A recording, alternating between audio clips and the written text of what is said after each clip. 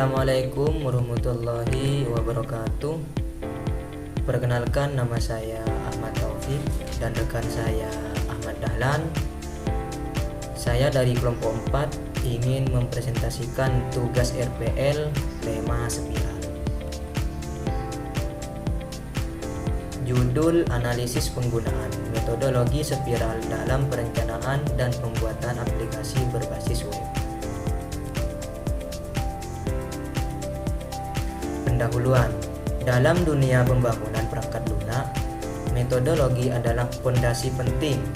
Tanpa metode yang terstruktur, proyek bisa berjalan tidak searah. Spiral adalah salah satu metodologi yang menonjol karena kemampuannya mengolah risiko dan memberikan fleksibilitas tinggi dalam proses pengembangan aplikasi web. Pengertian metodologi spiral. Metodologi spiral diperkenalkan oleh Barry Bowen pada tahun 1986. Ini adalah gabungan antara model waterfall yang sistematis dan model iteratif yang fleksibel. Spiral mengutamakan identifikasi dan evaluasi risiko dan setiap tahapan, menjadikannya sangat cocok untuk proyek yang kompleks dan berisiko tinggi. Tahapan dalam metodologi spiral. Metodologi spiral diperkenalkan oleh Barry Bowen pada tahun 1986. Ini adalah gabungan antara model waterfall yang sistematis dan model iteratif yang fleksibel.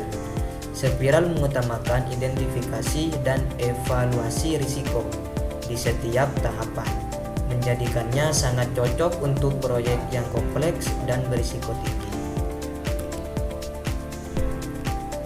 Keunggulan metodologi spiral. Spiral memberikan banyak keunggulan. Ia sangat fleksibel terhadap perubahan, memungkinkan tim untuk mengubah spesifikasi saat perkembangan berjalan.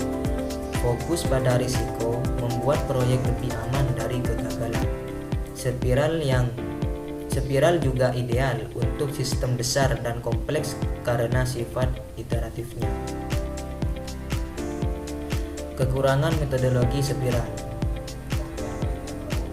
Namun spiral bukan tanpa kelemahan, karena kompleks spiral membutuhkan tim dengan pengalaman manajemen proyek yang baik. Biayanya juga relatif tinggi karena proses evaluasi risiko terus diulang. Untuk proyek kecil, ini bisa jadi berlebihan. Penerapan dalam pengembangan aplikasi web. Dalam pengembangan aplikasi web, kebutuhannya sering berubah baik dari sisi penggunaan maupun teknologi. Spiral memungkinkan kita untuk melakukan pengembangan secara bertahap sambil mengevaluasi kebutuhan terbaru. Misalnya, dalam sistem pemesanan online, masukan pengguna bisa langsung diterapkan di iterasi berikutnya. Mungkin itu saja yang bisa saya sampaikan. Seterusnya rekan saya. Assalamualaikum warahmatullahi wabarakatuh.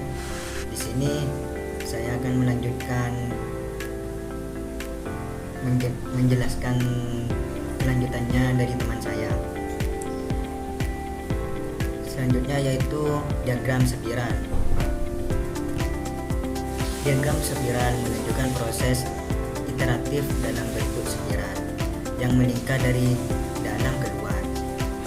Ada 4 kuadran utama: perencanaan, analisis risiko, pengembangan, dan evaluasi. Setiap lingkaran mewakili satu versi dari sistem yang terus disempurnakan hingga mencapai produk akhir. Kemudian analisis dan evaluasi. Spiral terbukti efektif dalam meminimalkan risiko proyek. Dengan pendekatan bertahap, kita bisa menangani perubahan tanpa mengganggu seluruh sistem. Tapi spiral juga menuntut waktu, biaya, dan tenaga ekstra.